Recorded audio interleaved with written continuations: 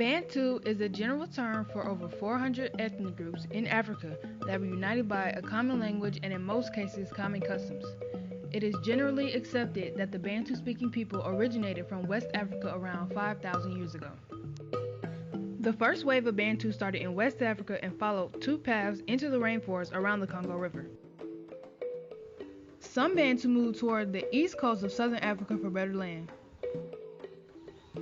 Other Bantu moved directly south for dry grassy land for raising livestock such as goats and cattle. After the Bantu expansion, many of the great kingdoms of South Africa were ruled by Bantu people who tended to be highly resourceful and adaptable. Although Africans from all over the coastal regions of West Africa were captured and taken as slaves to North America, the Bantu people were among the most numerous and most culturally diverse. Even today, the continent of Africa is composed of thousands of different tribal groupings.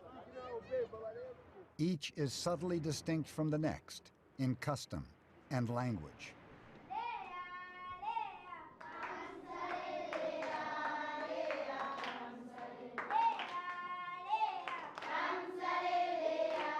Such diversity means that most Africans have to master more than one language, and they acquire those skills at a very young age.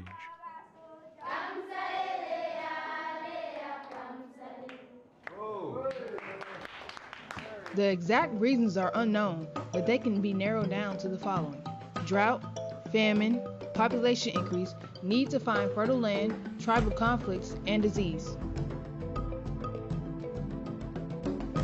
The Bantu migration had both positive and negative results. Ironworking, new crops, permanent homes being built, and agriculture are listed as the positives. The Bantu people were extremely triumphant in establishing a foundation for the country of Africa. They had cattle, they had sheep, they grew sorghum, millet, they worked iron. It was a massive, amazing development that occurred in southern Africa.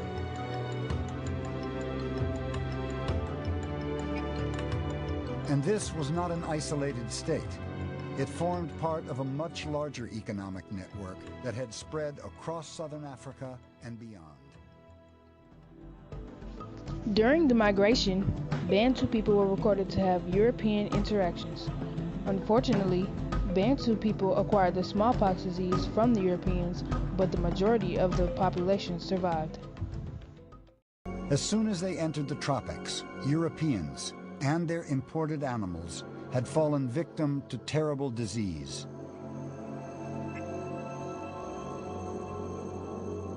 Fevers racked their population.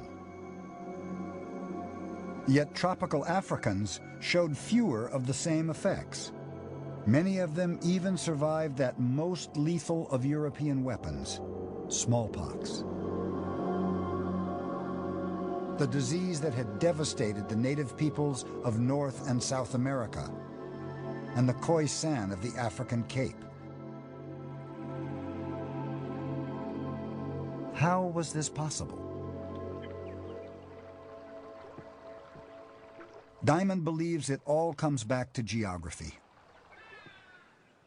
Many of the diseases that were killing the settlers and their European livestock were unique to the tropical world. They had never encountered them before. In conclusion, Bantu people have overcome agricultural disadvantages, European influence such as smallpox and slavery, raised livestock to feed entire villages, trumped cultural diffusion like intermarriage, and progressed their society with technological advances such as ironworking.